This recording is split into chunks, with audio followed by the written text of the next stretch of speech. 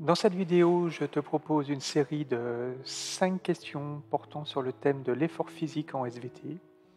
N'hésite pas à reprendre tes cours si tu as oublié et sache qu'à tout moment, tu peux te mettre en pause pour avoir le temps de réfléchir à la question. Allez, c'est parti. Première question. Donner la définition de la fréquence respiratoire et de la fréquence cardiaque. Question 2. Associe chaque modification du fonctionnement de l'organisme à son rôle.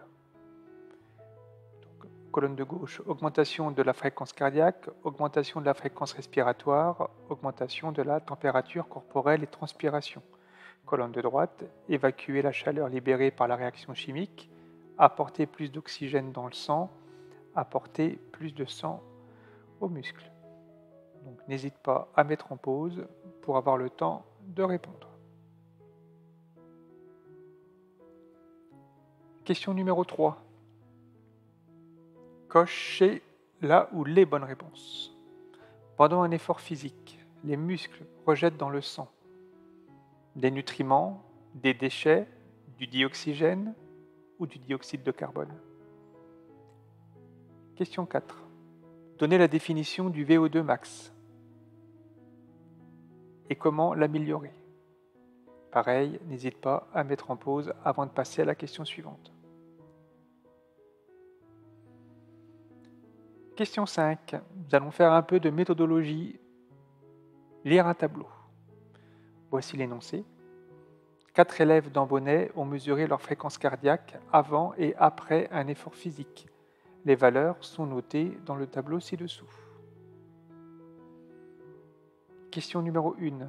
Donnez la fréquence cardiaque de Louise juste après l'activité. Question numéro 2. Calculez les moyennes des fréquences au repos et juste après l'activité. Question numéro 3.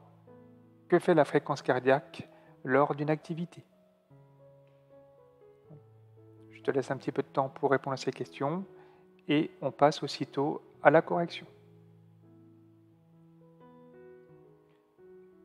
Correction de ces 5 questions. Question numéro 1. La fréquence respiratoire est le nombre de mouvements respiratoires par minute. Question numéro 2. La fréquence cardiaque est le nombre de battements de cœur par minute. Question numéro 2. Donc il fallait relier. Donc l'augmentation de la fréquence cardiaque sert à apporter plus de sang aux muscles. L'augmentation de la fréquence respiratoire sert à apporter plus d'oxygène dans le sang. Et l'augmentation de la température corporelle et transpiration sert à évacuer la chaleur libérée par la réaction chimique. Question numéro 3. Donc, les muscles, pendant un effort physique, rejettent des déchets et du dioxyde de carbone. Question numéro 4. Le VO2 max représente le volume maximal de dioxygène consommé dans un temps donné. On peut l'améliorer par un entraînement régulier et adapté.